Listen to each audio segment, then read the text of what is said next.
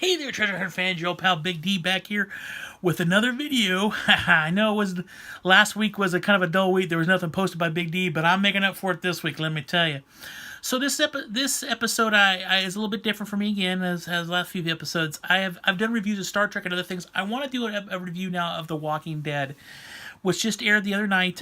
Sunday's mid-season finale, and I just wanted to review it a little bit for you because I'm a big fan of The Walking Dead, and I usually do Star Trek updates, but I just felt like this episode really needed me to say something.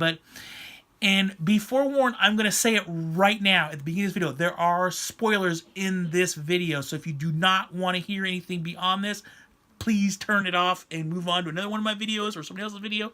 But there will be spoilers. I am warning you right now. So I'm going to give you 3 seconds. And here they come. All right, so in this episode last night, we saw the heartbreaking reality that we're losing one of the major characters of the show. It was revealed last night that Carl, who's been on the show since the first season, was in fact bit by a walker 2 episodes ago and is now dying. And it was a big shock because I think that in the comic books that character is still alive, and they're well beyond where they are on their TV show. They're past the whispers. They're on to something completely different in the comic books at this point. They're quite a bit ahead. So it was always assumed, in my thought process, would be that Carl was going to live and it was going to be his story at the end of the whole kit and caboodle. He's sitting down with possibly his grandchildren, like telling the story of how the world went into chaos and how they were able to bring everybody out, how his father and friends of his father and other family members helped them come out of that chaos and rebuild the society that they have now.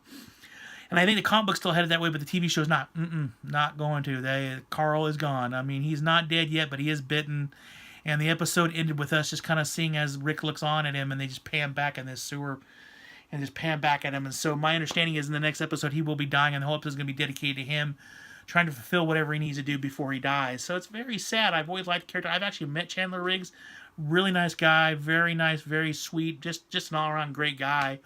Really bummed for him. I like to see him go on. I liked his character. Yeah, I got a little bit annoying in the first few seasons, but after a while he kind of really took to his acting chops, and he really did a really good job. So it really kind of bums me out. But essentially the episode in this was after Daryl decided to go ahead and go against Rick's plans and ram that garbage truck through the sanctuary.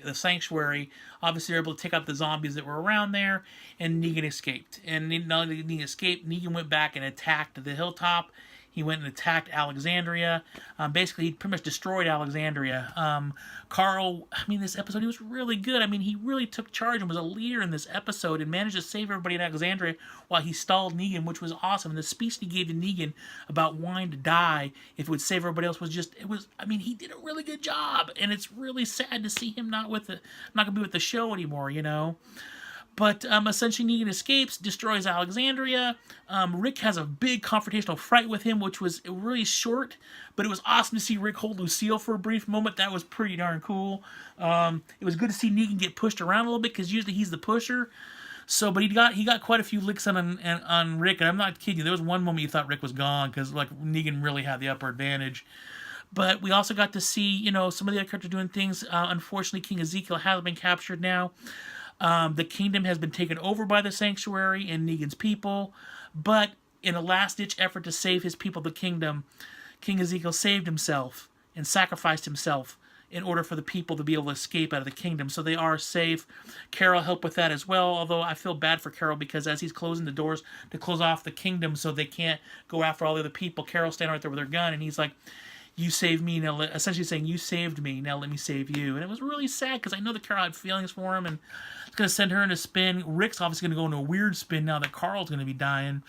It is Daryl's fault. I don't care if anybody else says it is Daryl's fault. Had Daryl not gone off half-cocked and screwed over Rick's plan, they would have been able to just suffocate those people in the sanctuary out, and they would have given up. But nope, Daryl had to do his own thing, and this is what we got now. We got a dead Carl, and we've got a Carl who's dying, plus everything's out of whack. Alexandria's destroyed now. The kingdom is taken over. The hilltop is still there, and actually Maggie did something very interesting.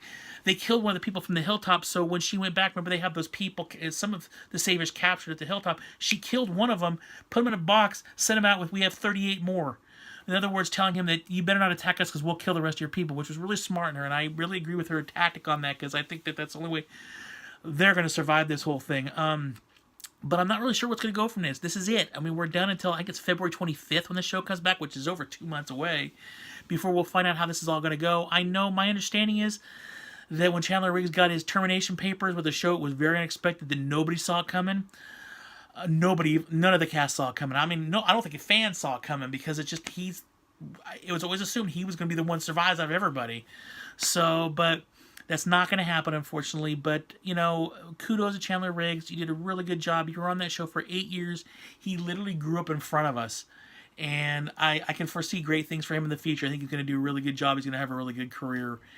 And it was another really good episode of The Walking Dead. I highly recommend you go and watch it. It was a 90-minute episode. Although you take out the 40 billion commercials, it's less than an hour. But it is what it is. You got to deal with that. But good episode. I think they're really kind of going towards something a little bit different than I thought. I think they're trying to make Rick realize that killing Negan is not the way, that maybe he should save Negan and try to rehabilitate him. I kind of feel like that's how they're going with this. That's kind of how it happened in the comic book. So, because Rick didn't really kill Negan in the comic book after they defeated the Saviors. He actually captured him for a while, and well, I'm not going to ruin any more for you, but there's a whole set of different stories what happens with Negan. So Negan does stick around for a while, so which for me is fine because I love Jeffrey Dean Morgan. Matter of fact, Jeffrey Dean Morgan, I just read yesterday too, I believe that he's possibly considered for the new Batman, which would be, yes, amazing. So definitely check that out or look that up and see what you think. Yeah, but that's it. Good episode. This first part of the season has been a really good part of the season. It's been very interesting because the whole season, these first 8 episodes took place over one day, literally, not even a full day. It was like the morning and then part of the evening. So not even a full day this episode took place. So it was really departure. The whole first season was very go, go, go, go, go, go, go all the time. There wasn't a whole lot of downtime like previous seasons.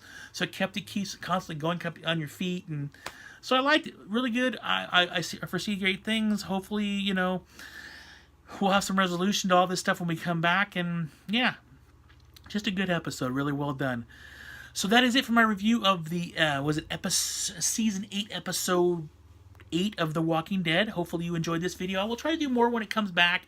We'll see. I get tied up with Star Trek a lot, so it might not happen as much. I may only do key episodes, because if I had to choose between Star Trek and Walking Dead, even though I love shows both so passionately so much, I mean, memorabilia at the wazoo for both of them, but Star Trek wins because Star Trek's been with me my whole life. The Walking Dead's only been around the last 9 years, or 10 years, reading the comic book.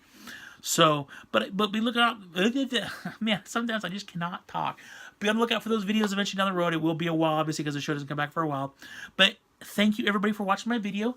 Please click the like button down below if you enjoyed the video. Also, please leave some comments of things that you saw, things that you didn't like about the episode, or things maybe you liked about the episode, or things that concern you about the future of the show. Also, please click the subscribe button at the top if you enjoyed this video and see more from Big D. But until then, thank you, everybody, for watching. Everybody, please take care, and always remember, live long and prosper.